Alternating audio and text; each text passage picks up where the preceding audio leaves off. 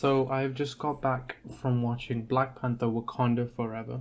And as you guys know, I did a breakdown of that first trailer that came out, and I thought it'd only be right if I gave a review of what I thought after watching the film. So that's what we're going to do right now. And as always, with these reviews, I'm going to try to keep my voice down because there are people in this house that haven't seen it yet. So I'm going to try to keep my voice down because this review is going to be a spoiler review, so of course a spoiler warning to anyone who hasn't watched it as well. But yeah, I've got like a few notes on my phone that I'm going to just go through. I don't have everything, and everything else will just be straight off my head, wherever I can remember, wherever I think.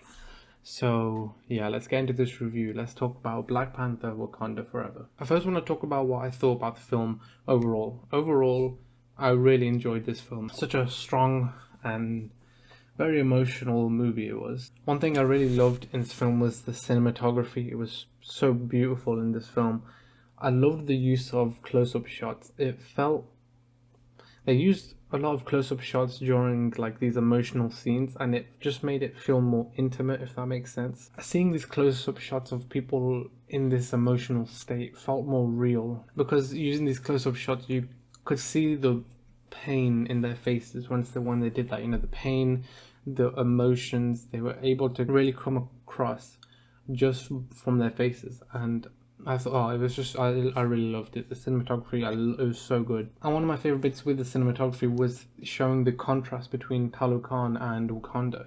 Seeing those two different cities, two different lifestyles that are so similar in their own ways. You see the contrast just through the cinematography, the way the shots were. It was really, I really liked it. And another thing that worked really well was the music, the sounds. They've always done really well with their music. And I loved the music choices for the Atlanteans, I guess, for Namor's people, let's just say that, because they're not Atlanteans, I guess. But yeah, it felt, to me it worked really well. I thought it was beautiful.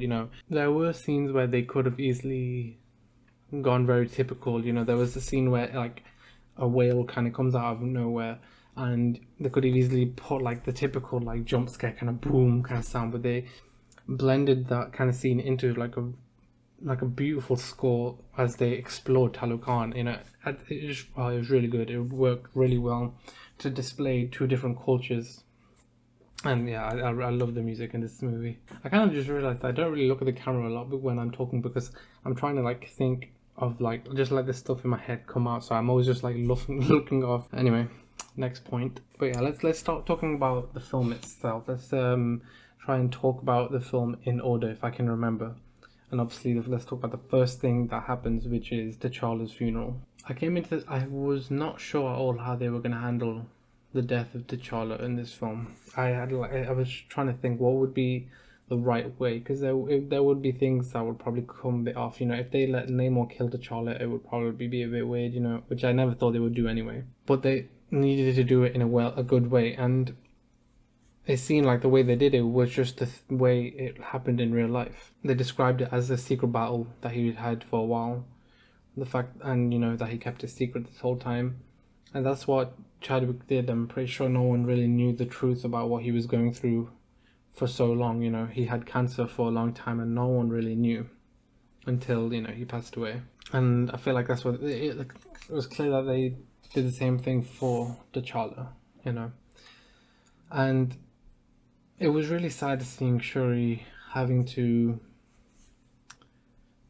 deal with the fact that she's so smart. She's one of the smartest people in the MCU, and yet even all these abilities, she still couldn't save her brother. And yeah, so that scene was sad, but it was a good way to show that they still hadn't found an alternative for the heart-shaped herbs that were burned so many years ago. And that was really a thing to think about, like that they still haven't recovered from Killmonger's stuff that he did.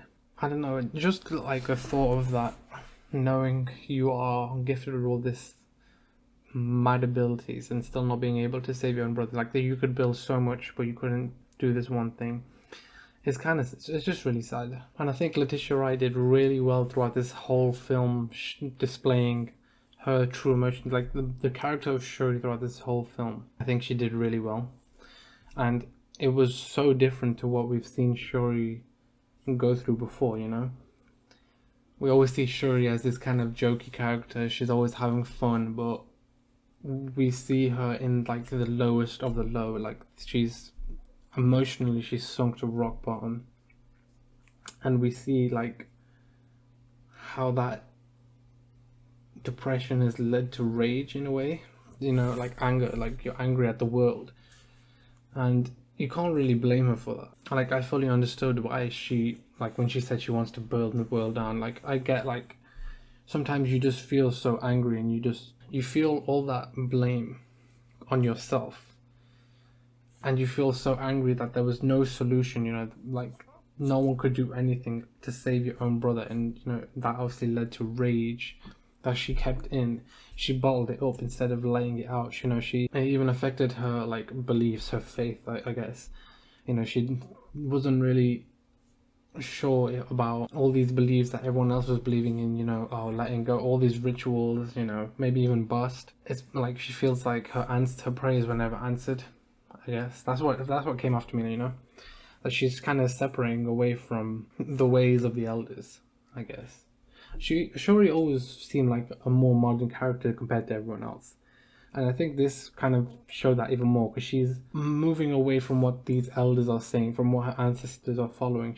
But the reason she's doing that is because of how she's feeling, you know, how she feels alone. She feels like there is nothing, you know, she refuses to accept, you know, when Queen Ramonda tells her about the ritual, what she did, and she felt a child had come to her, and she's like, you know, that's just what that's just nothing, it's what your mind made up. That to me felt like something very like a scientific answer, you know what I mean? Like a lot of skeptics would like say like, yeah, that's just your mind trying to like create peace for yourself. But not only, I feel like that was fueled by, because she is someone who does a lot, you know, she's obviously a very scientific person. I think her faith had already been broken because of her prayers not being answered. I went on a bit too much already for one little bit at the start, and oh god, this is gonna be a bit long. Anyway, so yeah, we see the funeral. We saw the funeral in the trailers, and we see in the movie, everyone's, you know, dancing. Everybody's dressed in white, which is, I think, is what the funerals are like in Africa. I think in African culture, funerals are more of a celebration of life rather than like constant mourning, and you know what I mean. That's why everyone was dancing. They were, you know, it was clearly like the celebration of the life of the king.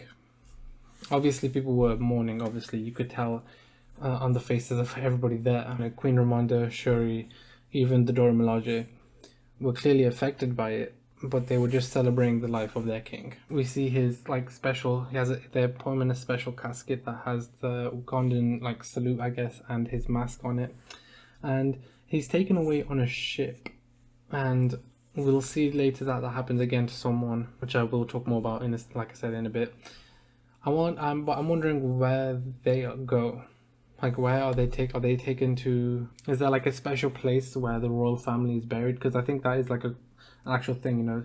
Royal families are buried in certain places. So I think that would be interesting to see where they are buried. And one thing to note, during this funeral, Nakia is not to be seen, which we find out why later on, which fully caught me off guard. But yeah, Nakia is not at the funeral.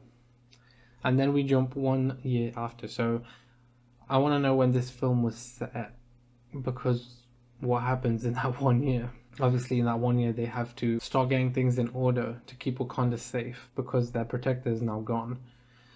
And then, of course, we see what's happened a little bit in that 1 year, because the next scene we see is another thing we saw in the trailers, and was something that was revealed.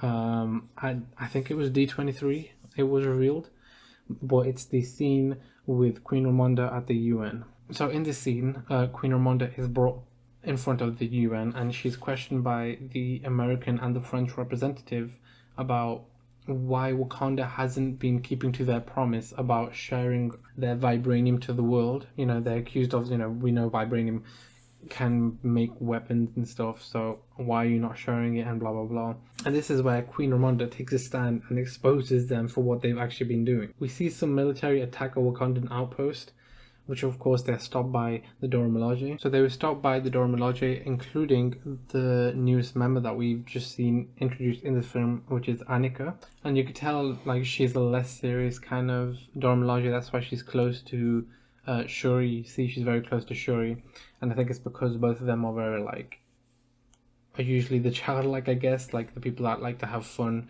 when everyone else is trying to be serious, which is obviously a lot different from what we see from Shuri in this film. As I said before, that she takes a very big turn in this film because of everything that happens to her. These military people that attacked this Wakandan outpost are brought to the UN, and then Queen Ramonda warns them like, you guys got off lucky this time. Next time we are not going to be as nice. And they clearly state that to the French representative because it was the French government who sent these freaking soldiers to try and steal some vibranium. One thing I should mention is that Queen Ramonda says that the reason they haven't given out vibranium to everybody is because, not because the vibranium is dangerous, it's because the people are dangerous, you know. And that's very obvious from what they had to do, the fact they had to stop someone from stealing their vibranium. They can't really trust the people.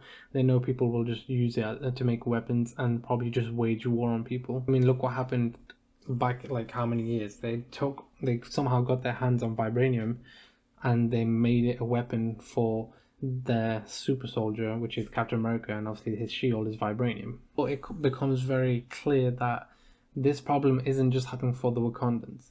T'Challa's promise of sharing vibranium to the world has caused issues for a whole nother kingdom as well. We see a boat trying to obtain some vibranium that they found deep in the ocean, and once they try to recover the machine that was used to locate the vibranium, they are wiped out by Namora and Atuma, who we saw in the trailer, of course. They first use some kind of like, it looked like it was a siren kind of effect, like they were using their voice or using like the sounds they were creating to lure these people on the boat just to jump in the sea, which reminded me a lot of like sirens. It kind of reminded me of Pirates of the Caribbean, the fourth one, when the mermaids are singing to everyone, you know, singing Jolly Sailor Bold and causing the pirates to fall into the ocean. That's what it reminded me of.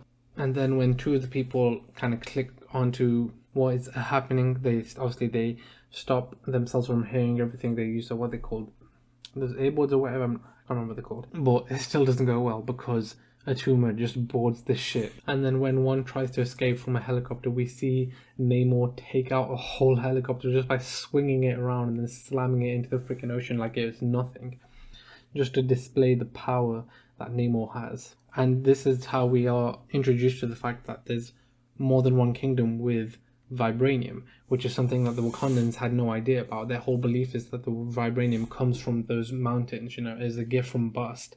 But what they didn't realize is that there is another kingdom with vibranium, and that is clearly like, just like the Wakandans, run on vibranium. Because when Namor first shows himself to Queen Ramonda and Shuri notices that he's covered in vibranium. So it's clear that they use it in their clothing as well, just like the Wakandans do. And the reason we see Namor come to them is because it's clear that he understands that the problems that are affecting him are affecting Wakanda as well, and vice versa. And the only way he believes that they can solve it is by working together.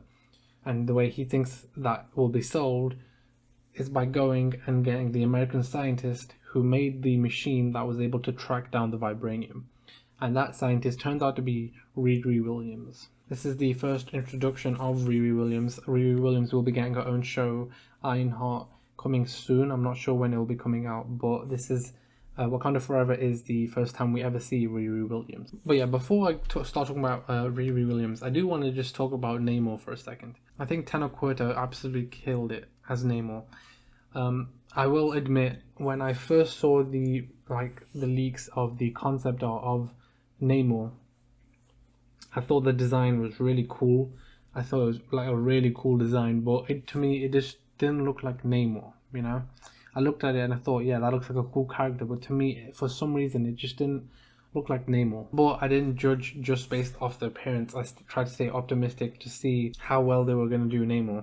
And I was slightly boosted by the trailers, but obviously they were just trailers, so I stayed optimistic, and I loved Namor in this film. I think they did Namor really well, really well.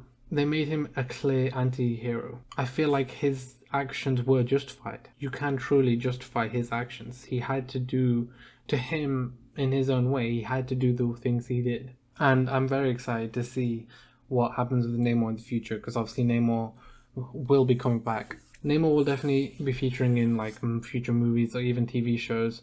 I can't wait. And you know, I'm always going to be thinking about X-Men, and I can't wait to see what happens with X-Men, because obviously in the movie he even says himself he is a mutant. Namor is actually the first ever mutant, technically. The first ever mutant written, timeline-wise, the first ever mutant is Apocalypse, but the first ever mutant ever created in Marvel was Namor. He's the original mutant. So yeah, I'm very excited to see what happens with the mutants and see if Namor links in with them. I'm very excited to see what happens if he ever gets his own movie, and like what's gonna happen with the future of Talokan, and I'll explain more of that I'll explain that more later when I talk about certain thing that happens. But yeah, I think Namor was really good in this film, and I'm very excited to see what happens with him. I think he was really good. Now let's talk about Riri Williams. I think Dominique Thorne did a really good job at playing Riri Williams. I'm looking forward to seeing what the future is for Riri Williams. Obviously, like I said, we're going to get her own show, so I'm interested to see where that takes her.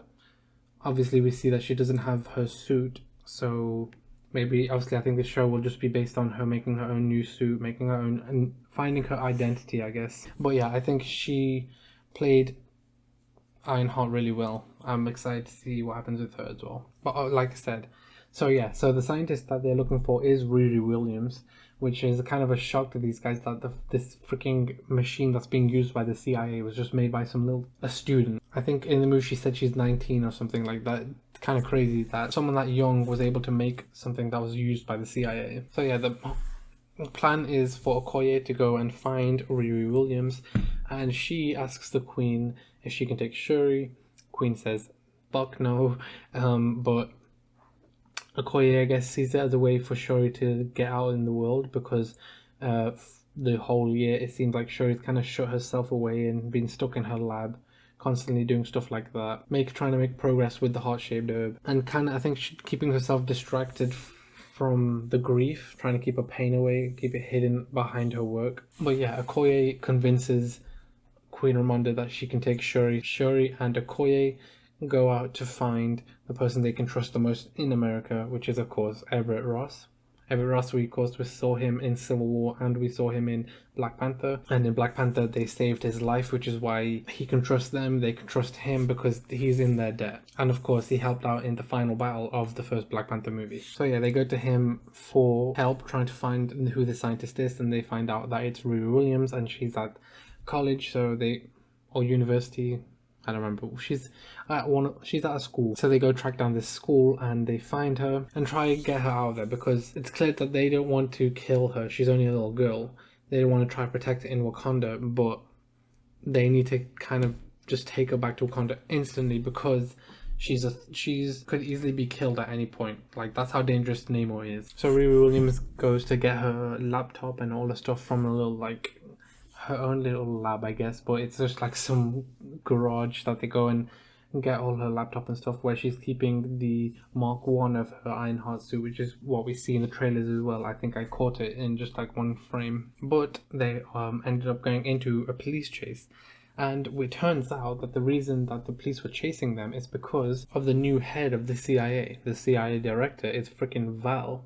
Val is someone who we've seen in Falcon and the Winter Soldier. We see her she's the person who hires Yelena Belova. She's the person who hires John Walker, who's from Falcon and the Winter Soldier, and who is clearly building up the Thunderbolts. And it turns out that she was married to Ross as well, so she used to be married to Ross. The fact that this even happened shows that the things that she's doing is government sanctioned. So the fact that in the Hawkeye show she sent Yelena Belova to kill Hawkeye was clearly something that must have been a government sanctioned thing, unless she did it without them knowing. And of course, her getting involved with stealing vibranium, which she says in the movie that she dreams of America having all of the vibranium.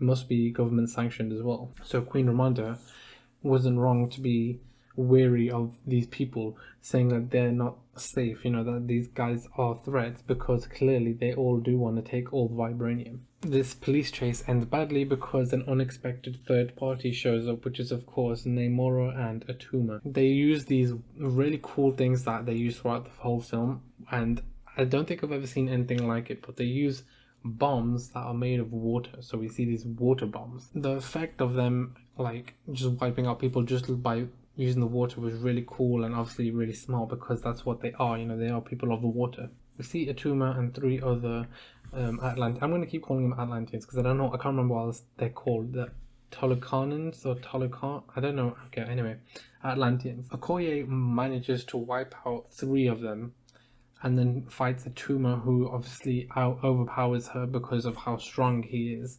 But we also see that these 3 Atlanteans that Okoye wipes out and just get up and run back to Namora. So they're clearly not very easy to kill, and they're clearly all kind of powered by their own vibranium and their own version of the heart-shaped herb, I guess, which is what we will talk about in a second when we talk about Namor. But yeah, Atuma overpowers Okoye and sends her flying into the ocean and takes Shuri and Riri. Now this part probably dragged for some people because I enjoyed I love exploring more things like in a big universe. Like seeing Talokan was really cool, but I know some of the people I went with thought this part dragged, but we got to explore Talokan by Namor showing Shuri around. I do want to know what you guys thought. Did you guys think seeing Talokan dragged a bit, or did you enjoy seeing it? Let me know what you thought down below. But yeah, as I said, I actually really enjoyed that. Like I said, I love exploring things from a big universe, like things that we haven't seen. That's why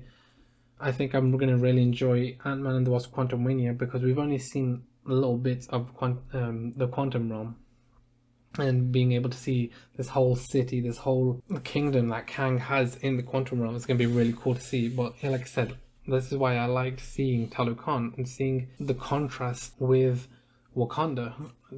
They're so similar, and to think that Wakanda had never even knew that Talokan was a thing, was a place. They thought they had the only vibranium, but all this time secretly under the ocean was this whole kingdom that is just like theirs, which is just full of their own culture and community. And it was so, I thought it was really cool, and the use of the cinematic shots and the beautiful music that was played when you explore it, I thought it was a really cool scene. Well, yeah, like I said, let me know if you thought that seeing Talokan dragged or not, because that was with some people who thought it dragged a bit, but I enjoyed it a lot. But the whole reason Namor even showed Shuri this city is because he wants it to make it clear why he has to do the things he's doing. He has to protect his kingdom. He wanted to show Shuri the people that live here. It's not just a little thing that he's protecting. He has to look after all these people. He's like her in a way. Her and her family have to look after Wakanda. He has to look after his people. Now in the comics, Namor is half Atlantean and half human, but the way they show it in this film I thought was kind of interesting. I kind of like the way they did it. So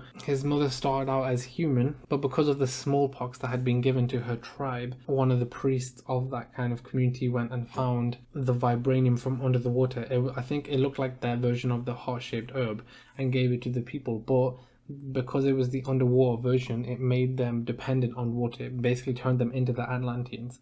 But because his mother was already pregnant with Namor, it affected him. He was born a mutant. That's why his skin is different to the other Atlanteans. That's why he has the winged feet. That's why he has the pointed ears, because he is a mutant and he is half Atlantean. He didn't actually drink it. He was just born from someone who did. Just hearing him talk about, I can't wait for the X-Men. I'm sorry, I know, I can't wait for the X-Men. The fact that we're getting Hugh Jackman back, and this video is already a long one. I'm not gonna freaking get into it too much because you guys know how much I love X-Men. But yeah, let's not get into it. Of course, Shuri getting lost to the Atlanteans causes repercussions, and something I was not expecting at all. Okoye is dismissed from the Dora Milaje, and in this scene I think the scene was done really well. the emotion and power in the way that Queen Ramonda delivered that line, the line that stuck out in the trailer about how her entire family is gone. Angela Bassett is such a good actress, man. She's so good. She kills it every time. She's such an amazing actress. And that clearly showed in this scene. And not only her, but Danai Gurira was really good as well. And I honestly was never expecting Okoye to be, I guess, like essentially fired from the Dora Milaje. Like, that really did catch me off guard. And in that scene, I was like, I mean, if it's not her, I really hope it's Ayo, because obviously Ayo is the other, like, I guess the most famous out of the Dora Milaje compared to her, most well known. And I do think Ayo is a really cool character as well.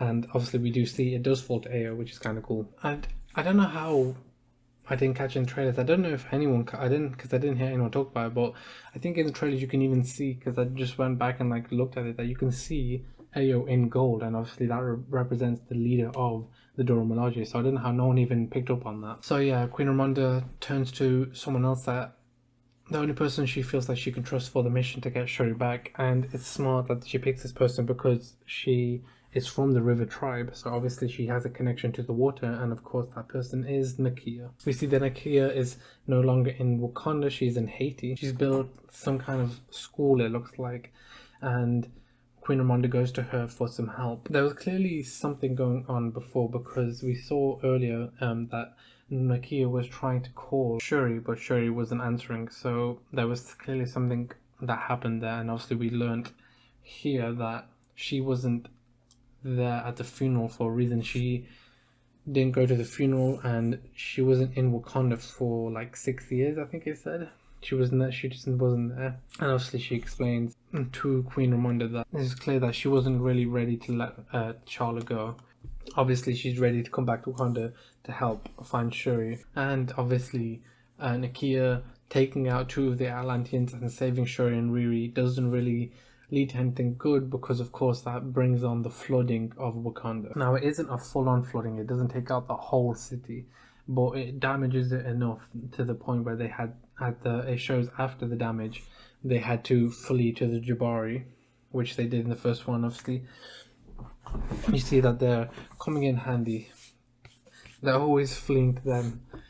But anyways, yeah, it causes a lot of damage, and one of the things that it does, like in the trailers, we see Namor flying up to the throne room where Queen Ramonda is standing with Riri Williams, and he breaks the glass and he throws in water bombs, which wipes out the throne room, and it causes Riri Williams and Queen Ramonda to fall like under the throne room, it looked like, and Queen Ramonda is able to use her strength to save Riri, but sadly she's not able to save herself. This actually came as I think I did predict it in my breakdown, but it still came as a shock, to be honest, because I was just not expecting it at all. Like, because Shuri had lost so much already, I couldn't believe that they had taken another thing, like her last family, like that's all she had left, and now her mum was gone. And because Queen Ramonda is such a cool character, Angela Bassett is such an amazing actress, obviously I would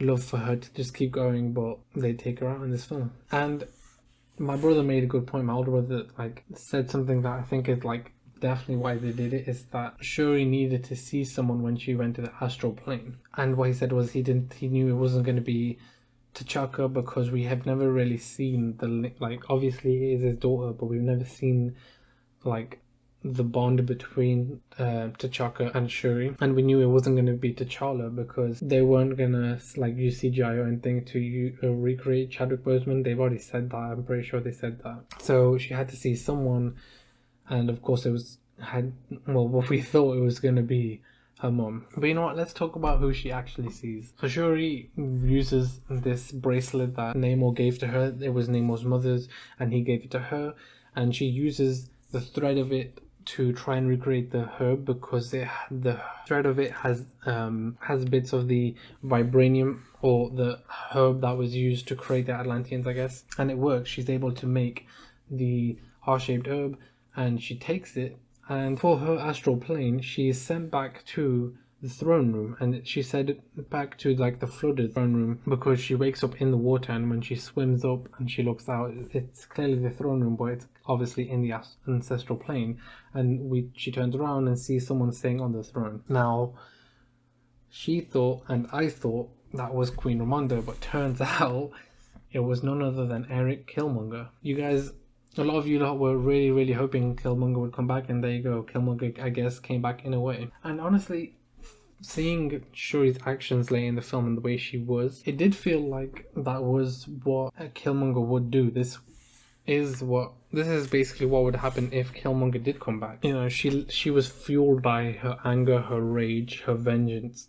And I feel like the actions she took was definitely things that Killmonger would do. The way she raised her, like the way she showered at M'Baku, the way she like almost waged and caused an eternal war, which is what M'Baku warned her of. That is things that Killmonger would have done if he was still around. It was really cool to see Killmonger come back. And of course, let's talk about what this leads to. Let's talk about the Black Panther, the new suit. I think the new suit looked really cool. It looked really beautiful, honestly. That suit was really nice. I don't think that suit's going to be permanent. As in, I don't know if Shuri is permanently going to be a Black Panther. I don't know. To me, throughout this film, like by the end of the film, I felt like she still wasn't really ready to be Black Panther, and we kind of saw that, the fact that she kind of, yes, I know she kind of redeemed at the end when she did see her mother in that ancestral plane calling out to her, but the fact that she did all of this kind of shows she's not really ready to be to have the mantle. And I guess that's why in the end, now I'm just like jumping to bits a bit, because this video is starting to be really long, so I'm just going to start jumping like from bit to bit, like at the end. But that's why it looks like M'Baku is going to be the ruler of Wakanda. She doesn't show up to the ritual combat, and M'Baku is the one who shows up, and he goes for the throne. So it looks like M'Baku is going to be taking over the throne. But one question I had, which my brother wasn't sure about, he says he thought it probably wasn't going to happen, but do you guys think that M'Baku is going to be given a heart-shaped herb? Personally, I'm not sure, I don't know if they're actually going to give M'Baku his own heart-shaped herb, and I'm not sure if they're going to give him his own suit. That would be kind of cool to see him get his own suit. But yeah, because clearly the fact that she doesn't even take over Wakanda shows, I don't know, Shuri just doesn't seem like she's ready, I guess. And that's probably why we got what we got in the end credit scenes, which we will talk about in a second. Okay, so let's now talk about the Midnight Angels, which we saw in the battle. Now, I thought the suit itself was kind of cool, but there was something about it that I didn't really like, and it was the Iron Man style of it. Now, what I mean by that is, obviously, so let me explain what happens. Throughout the movie, we see that Okoye and Shuri have been kind of like bickering about this new design for a suit that Shuri calls a Midnight Angel. Shuri is saying she's got all these upgrades to make it like a really good piece of armor, but Okoye just does not like it at all. And then in the end, when Shuri has waged war on Talokan, she asks help from Okoye, who of course at this point has been dismissed from the Dora Milaje, which is why she's given this suit, which is the Midnight Angel. And Okoye asks, how many have you made? Because Okoye wants the help from Annika as well. Now, in the comics, I'm pretty sure Annika is an actual member of the Midnight Angels, but Okoye is not. It's actually Ayo who's a member of the Midnight Angels. So it's kind of surprising to see that instead of making Ayo a member of the Midnight Angels, they kind of swapped the roles for her and Okoye, because Ayo is now the head of the Dora Milaje, while Okoye is a member of the Midnight Angels, and it seems like she's most likely going to remain a Midnight Angel, because we see in the end when she goes to rescue Everett Ross, who's been arrested because he was helping out Wakanda, she's in her Midnight Angel armor. But anyways, let me explain why I didn't like the Iron Man aspect of it. The suit itself was really cool, but there's something about it, like the way it was flying around, the fact that we saw like the shot inside of like with Okoye, which basically just looked like she was in an Iron Man suit. Something about it made me feel like off, because someone like Okoye doesn't need to have that kind of stuff, if that makes sense. Okoye is like, they say, is like one of the best warriors in Wakanda. so she doesn't really need something like Iron Man tech, if that makes sense. So I don't know. I mean, I don't think they are gonna like change that, to be honest. But I feel like maybe the only reason they did that was because they were developing it alongside the Iron Heart suit, and maybe that's why they have both are kind of similar. But I don't know.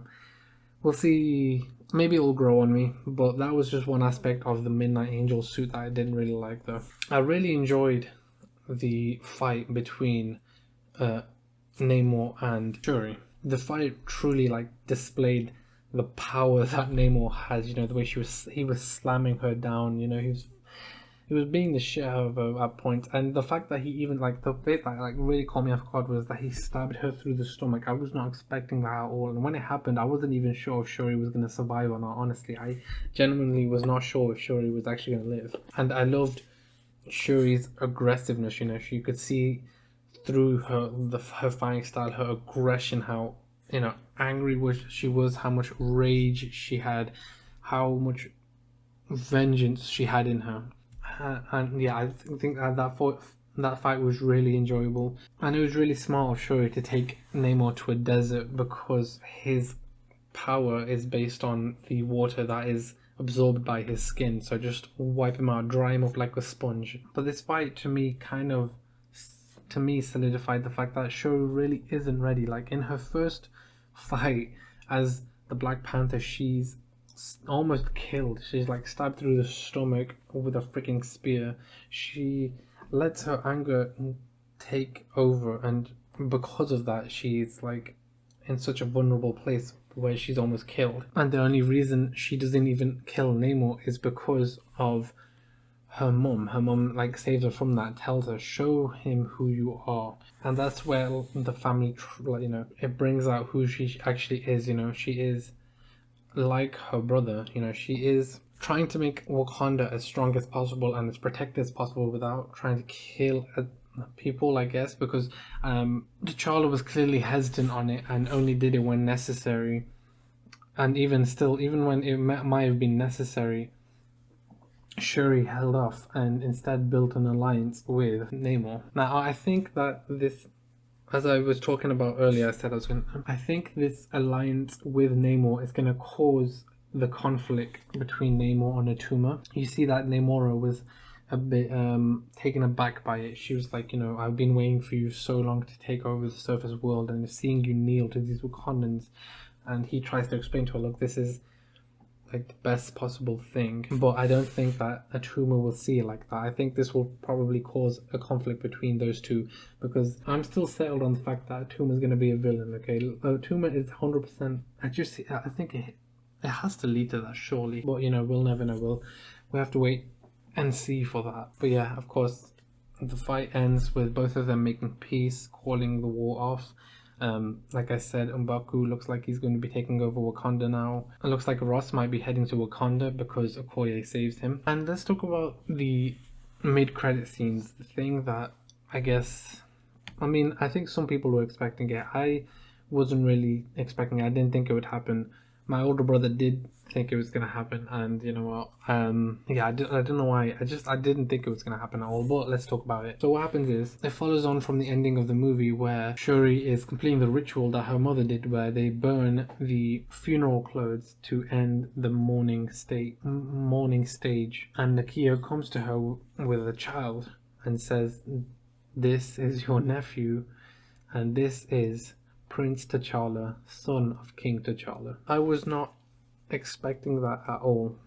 Like, I just was not expecting that. I don't know why. I just didn't think that was going to happen. But I think it's very smart of them to use the name T'Challa, because now they can continue using stories of the actual T'Challa from the comics and just give it to this new T'Challa. Obviously, they're going to have to wait a while for him to grow up because he's still a kid.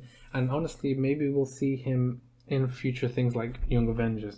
We could potentially see him in Young Avengers. I don't know if they would put him in Young Avengers because he would need a herb, like one of the heart-shaped herbs, and a suit, and they would never give him that at that age. So I don't know, maybe maybe not, but we could potentially see him taking over Wakanda, but that would mean that he would have to challenge M'Baku if he was actually going to take the throne, which is kind of crazy. But the whole reason we haven't seen him and the whole reason Nakia was away from Wakanda, why she didn't go to the funeral and stuff, is because she and T'Challa had agreed to keep their child away from the pressures of the throne. So maybe they don't even want him to become the king. Maybe we won't see him become the king because that's clearly not what they wanted. So maybe we'll see him become Black Panther. Maybe he'll take the mantle. He just won't be king of Wakanda. But I think that about wraps up everything I have to say. I've recorded for over an hour. I don't know how long this video is going to be, probably an hour. Sorry for going on. I just wanted to get it off my chest. Anyway, let me know what you guys thought of this film. Let me know what you thought about, the new Black Panther. What do you think about M'Baku taking over Wakanda? What do you think about Namor? What do you think about Namor and the future of the mutants? Did you think Namor was a good villain? Do you think Namor has been the best villain of Phase 4 so far? Let me know down below what you guys think. Anyway, I'm gonna stop rambling on now. I hope you guys enjoyed this review. I hope you enjoyed the movie. Let me know what you thought down below, like I said. And I will see you guys next time. Bye-bye, everybody.